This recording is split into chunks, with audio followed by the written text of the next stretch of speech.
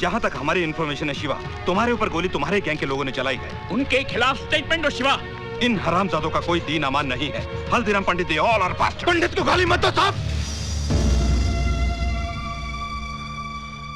पंडित के बारे में कुछ नहीं जानते आप।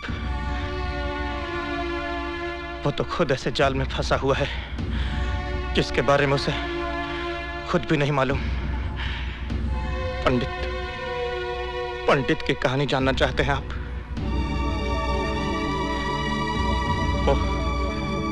वो हरिद्वार में रहता था और बड़े भक्ति भाव से भगवान की पूजा किया करता था। अरे छोड़ दो भाई। संजय भैया से पंगा लेगा तू? टेंडर भरेगा तू? टेंडर भरेगा? साले अर्थी निकलेगी तेरी।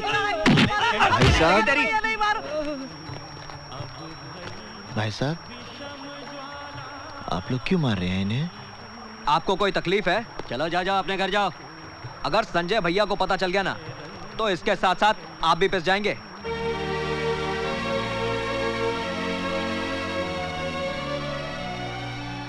अर्जुन बेटे बचा लो इन्हें। अर्जुन बेटे बचा लो मुझे, बचा लो बेटा, बचा लो अर्जुन बेटे।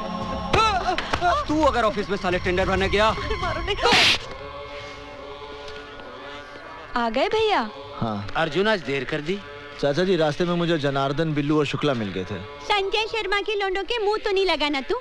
तुझे पता है ना, आती पूरनमासी को तेरी बहन का ब्याह पक्का होने वाला है। घर में दो रिश्ते आकर पड़े हैं। कहीं ऐसा ना हो कि रिश्ते का फैसला होने के पहले ही तू कोई दूसरा बखड़ा शुरू कर दे और हमें आत्महत्या करनी पड़े। क्या माँ, तुम बिना बात के भैया के मीन में एक निकालती रहती हो। भैया, आपने जो शिवा भैया के लिए चिट्ठी दी थी ना, वो मैंने पोस्ट कर दी है। वो मेरे बचपन का इकलौता दोस्त है। उससे तेरी शादी के लिए मुंबई से आना ही पड़ेगा। अरे भाई, आप लोगों ने तो न्योता भेजना भी शुरू कर दिया। पहले इस बात का फैसला तो कर लो कि शिल्पा इन दोनों में से शादी करेगी किससे।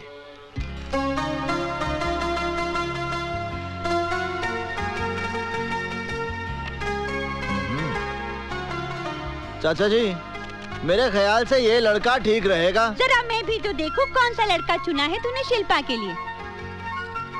अरे ये कोई लड़का है?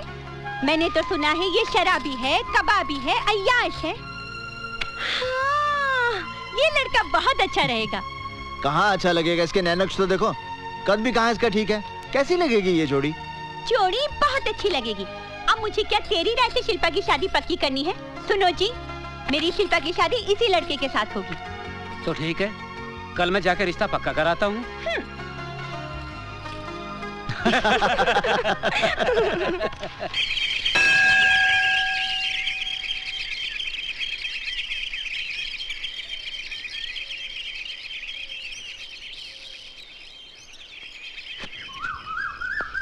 एक मिनट वहीं रुकिए। Okay, that's fine, thank you. अब आप थोड़ा इधर हो जाइए। मैं आपसे कह रही हूँ, प्लीज थोड़ा इधर हो जाइए ना। आइए प्लीज, घबराइए मत। हाँ, अरे बस। अब आप हाथ हिलाइए ऐसे। अब स्माइल कीजिए। स्माइल के साथ हाथ हिलाइए। Okay, that's good, thank you. Hi, I am Nisha, Mumbai से आई हूँ। नमस्ते। आपका नाम? Arjun Dikshit. Nice name. By the way सुनिए, मिस्टर दीक्षित, 1 मिनट, मुझे यूनिवर्सिटी तक जाना है। यहाँ से कितना दूर है? 3 किलोमीटर। मुझे यहाँ से कोई बस, टैक्सी या ऑटो रिक्शा मिल सकता है? टैक्सी ऑटो रिक्शा तो नहीं मिल सकते क्योंकि ये जगह शहर से थोड़ी दूर है। हाँ, हर 2 घंटे बाद यहाँ से स्टेट ट्रांसपोर्ट की बस जाती है। 2 घंटे के बाद? वैसे आप कहाँ तक जा रहे हैं? मैं यूनिवर्सिटी जा रहा हूँ। ओह वंडरफुल, फिर तो आप मुझे वहाँ तक जरूर लिफ्ट दे सकते हैं। हाँ? नहीं, मैं आपको लिफ्ट नहीं दे सकता, आप बस से ही जाइए। देखिए, मुझे बहुत देर हो रही है, तो ऐसा करते ना, साथ में ही चलते। इसमें क्या बात हुई? हाँ? अब चलिए। देखिए, मैं आपको यूनिवर्सिटी तक छोड़ दूंगा। पीछे। ओह, why not? I don't mind. You know, आज आपने मुझे लिफ्ट देकर एक बहुत बड़ी मेरी प्रॉब्लम सॉल्व। प्लीज हाथ हटा लीजिए। ओह सॉरी, आपने मेरी प्रॉब्लम सॉल्व कर दी है। Anyways, 11 बजे मेरी अपॉइंटमेंट है प्रिंसिपल साहब के साथ। अब पहले दिन ही लेट हो जाती तो क्या सोचते वो मेरे बारे में? इंप्रेशन ही गलत पड़ जाता। आजकल कहाँ रहता है यार, नजर नहीं आता तू। अरे ये अपने योगीराज तो पूरा भोगीराज बन गया यार। अपने से तो यही अच्छा है। खींचते हैं अभी। आइए मैं आपको प्रिंसिपल के ऑफिस ले चलता हूँ। पढ़ाने। अगर ये स्टूडेंट है तो हम भी इनके साथ क्लास फेलो बनेंगे। जरूर तुम लोगों को शर्म नहीं आती है? बदतमीज नहीं कहीं निशा के। जी, आप इनके मुंह मत लगिए, आप मेरे साथ चलिए प्लीज। कौन है ये लड़के? संजय शर्मा के लड़के हैं। संजय शर्मा? यहाँ की एमएलए रोहिणी देवी का इकलौता बेटा है। बदचलन, आवारा, गुंडा है। यहाँ की पुलिस भी इससे भय खाती है। मेरा बस चले तो निशा जी आप ठीक है ना? कमाल करते हैं। बहबू सब आप पे गिर गए। ये सवाल मुझे आपसे करना चाहिए। आप ठीक है ना? अरे दीक्षित जी क्या हुआ भाई? किसी को चोट तो नहीं लगी? प्रिंसिपल साहब यहाँ सब कुशल हैं, चिंता की कोई बात नहीं। ओह, ये आपसे मिलने आई हैं। आप मैं निशा हूँ, मुंबई से आई हूँ। मैंने आपको फैक्स भेजा था कि मैं योग पे रिसर्च करना चाहती हूँ। अच्छा अच्छा भाई, वो फैक्स तो मुझे मिल गया था। ये हमारे यूनिवर्सिटी के योग के आचार्य प्रोफेसर अर्जुन दीक्षित। हाँ? और हाँ, आपके रिसर्च में यही आपकी मदद करेंगे। ओह ग्रेट, तो मेरा प्रोजेक्ट अभी से शुरू कर दे। जी नहीं, क्लास का समय हो गया है, विद्यार्थी मेरी प्रतीक्षा करते होंगे। मैं चलता हूँ। सर तो शाम को मिले। संध्या के समय मुझे गंगा जी की आरती के लिए जाना होता है। ओह सुबह मिलते हैं। ओके। आइए निशा जी ऑफिस हाँ। में। मैंने आपके रहने की व्यवस्था सर्किट हाउस में कर दी है। आपके रिसर्च वर्क में कोई भी दिक्कत नहीं आएगी, क्योंकि अर्जुन दीक्षित जी बहुत ही गुणी आदमी है। Yes sir, yes sir. अरे होना क्या था, गंगा जी में बाढ़ आ गई और अर्जुन के माँ बाप ने जल समाधि ले ली। तब से पेट काट काट कर पाल रही हूँ उसे। क्या माँ, अर्जुन भैया होश संभालते ही तो अपने पाँव पर खड़े हो गए थे। सारी तनख्वाह लाकर तुम्हारे हाथ में दे देते हैं, वरना इतनी महंगाई में घर चलाना मुश्किल हो जाए। निशा जी हाय, आप यहाँ आई कैसे? रिक्शे से। चाची ये निशा है। पता है। मेरा मतलब है कि मुझे नहीं मालूम था कि वो यहाँ आने वाली है। भैया मैं चली जाऊंगी तो उसके बाद कोई ना कोई तो आएगी ना। चुप, मजाक मत कर। कहिए निशा जी, कैसे आना हुआ? आपने कहा था कल मिलेंगे, लेकिन कल कहाँ मिलेंगे ये नहीं बताया। लाइब्रेरी में। आपके घर में खाना बहुत अच्छा बनता है। धन्यवाद। अरे मैं आपसे थोड़ी चाची से कह रही हूँ। अच्छा मैं चलती हूँ। अरे बेटे रुको, अर्जुन इतनी रात गए जाएगी कैसे? तुम जाओ बेटे, छोड़ाओ इसे। आप एक मिनट रुकिए, मैं जरा साइकिल निकाल लूं। सुनिए, जरा कैरियर साफ कर दीजिएगा।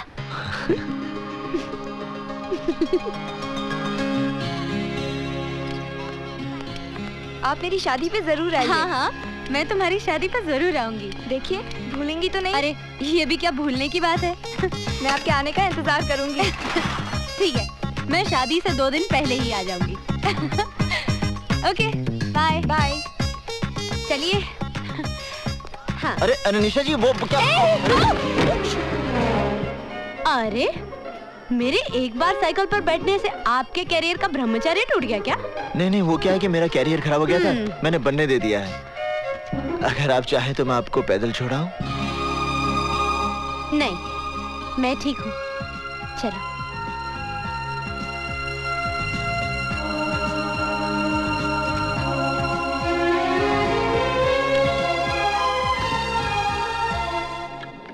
Wow, big library. हमारी इस लाइब्रेरी में संसार की अनमोल कृतियां मौजूद हैं। हमारे सभी शास्त्र, पुराण और धर्म ग्रंथ मिलेंगे।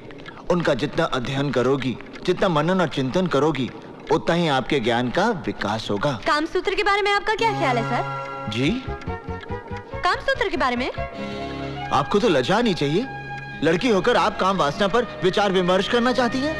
मैं काम वासना की नहीं, कामसूत्र की बात कर रही हूँ सर। अब इस किताब को देखिए। हाँ? ये योग है या भोग है? ये योग है, भोग नहीं। कमाल है, ये योग कैसे हो सकता है? जिसकी आप बात कर रही हैं, उसमें शरीर की आवश्यकता को पूरा करने के लिए स्त्री और पुरुष एक दूसरे के संपर्क में आते हैं। ये वासना है, भोग है। और जब नए जीवन को पृथ्वी पर लाने के लिए, या यूं कह लीजिए संतान को प्राप्त करने के लिए जो संबंध बनते हैं, उसका एक उद्देश्य होता है, इसलिए वो योग हो जाता है। जैसा कि शास्त्रों में लिखा है, ऋषि विश्वामित्र की तपस्या से इंद्र की गद्दी हिलने लगी थी। गद्दी नहीं, सिंहासन। कम ऑन, गद्दी, चेयर, सिंहासन is one and the same thing. उस समय इंद्र ने मेनका जैसी अबला का सहारा लिया। बिल्कुल।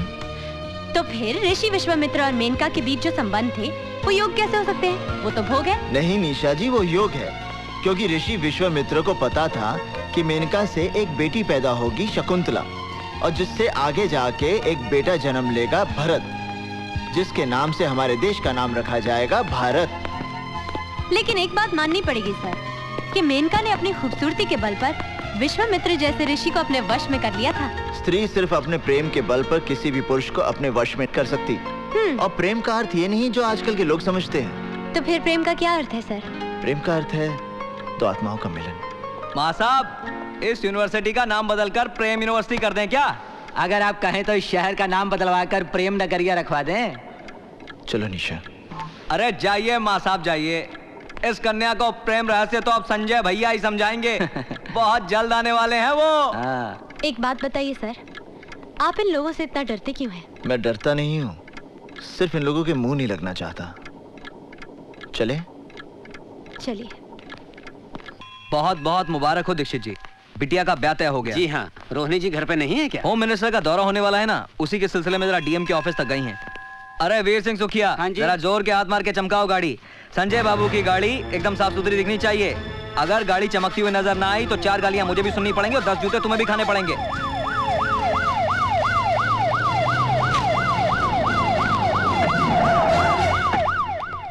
मैडम दीक्षित जी आए। अरे दीक्षित जी, नमस्कार। नमस्कार। कहिए कैसे आना हुआ? बस यूं ही यहाँ से गुजर रहा था, सोचा आपके दर्शन करता चलूं। बहुत बहुत बधाई हो। सुना है बेटी का ब्याह हो रहा है? जी हाँ, सोचा है घर के 2-4 लोगों के बीच ही कन्यादान कर दूंगा। अच्छा चलो, प्रणाम।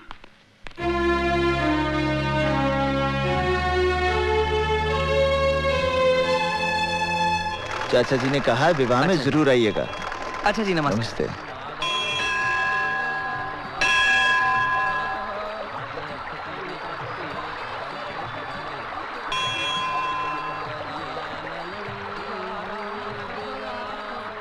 जय गंगा मैया। चलिए, हो गया गंगा स्नान। ये तो कौवा स्नान हुआ, गंगा स्नान ऐसा नहीं होता।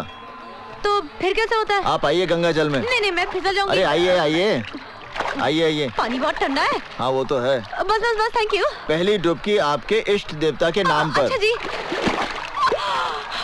दूसरी डुबकी आपके पूर्वजों के नाम पर। तीसरी डुबकी आपके माता पिता और भाई बहन के नाम पर। चौथी डुबकी, क्या हुआ? कुछ नहीं। क्या हुआ निशा जी? बस अपनी बहन की याद आ गई। क्यों, आप एक दूसरे से बहुत प्यार करती हैं? जी हाँ, मैं उससे बहुत प्रेम करती हूँ, इसलिए वो हमेशा मेरे साथ रहती है। खैर चलिए ना, अब चलते हैं, बहुत ठंडी लग रही है। निशा जी। हाँ जी। चलिए, अब आपको गंगा स्नान का पूर्ण फल प्राप्त होगा। आपको एक बात बताऊं, इन कपड़ों में आप बहुत सेक्सी लग रहे हैं। जी, चलिए थोड़ा सा भोजन और पूजन कर लें। हाँ। ये कितनी खूबसूरत जगह है, यहाँ जल शुद्ध, वायु शुद्ध। वहाँ मुंबई में तो मुझे सिर्फ ताज़ी हवा खाने के लिए हर रोज शाम को घर से 5 किलोमीटर दूर जुहू बीच में जाना पड़ता है। और सर, मैंने सुना है इन पहाड़ों के पार भी बहुत बड़े बड़े सिद्ध मंदिर हैं। है तो। आप मुझे कब ले जा रहे हैं? जब आप कहें। कल सुबह?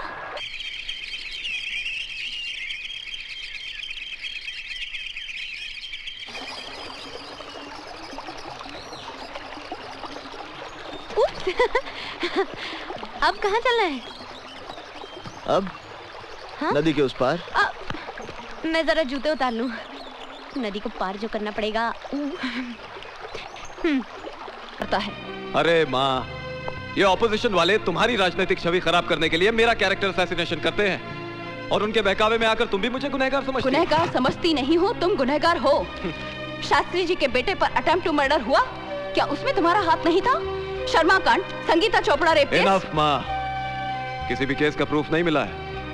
कानून ने मुझे बाइज्जत रिहा कर दिया है। गवाहों को फोड़कर अगर तुम बाइज्जत रिहा हो गए तो इसका अर्थ ये नहीं कि मेरी नजरों में तुम्हारी इज्जत बढ़ गई है। तुम्हारे कारनामों की वजह से मुझे भले घर के लोगों ने अपने घर के शादी ब्याह में निमंत्रण देना भी बंद कर दिया है। किसने तुम्हें न्योता नहीं दिया माँ? दीक्षित जी के साथ कितने पुराने और गहरे संबंध हैं हमारे, उन्होंने अपनी बेटी की शादी में मुझे बुलाया तक नहीं।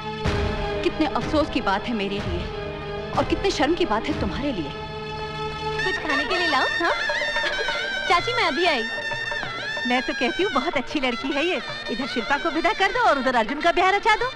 अरे ऐसे कैसे कर दे हम शादी? अच्छी लड़की है तो क्या हुआ, पहले ये तो पता चले दहेज में क्या लाएगी। हाँ अर्जुन, सारे मेहमान तुम्हें बाहर ढूंढ रहे हैं, तुम यहाँ क्या कर रहे हो? लोग शिल्पा के जेवर देखने आएंगे ना। हाँ मैं सजा रहा हूँ।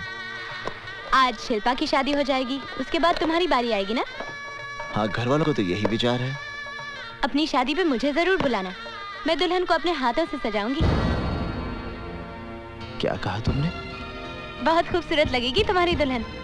निशा, आज तो तुमने ये बात कह दी, मगर दोबारा भविष्य में भी ऐसी बात सपने में मत सोचना। क्यों? तुम सारी जिंदगी कुंवारे रहोगे क्या? मैं 7 फेरे सिर्फ तुम्हारे साथ लूंगा।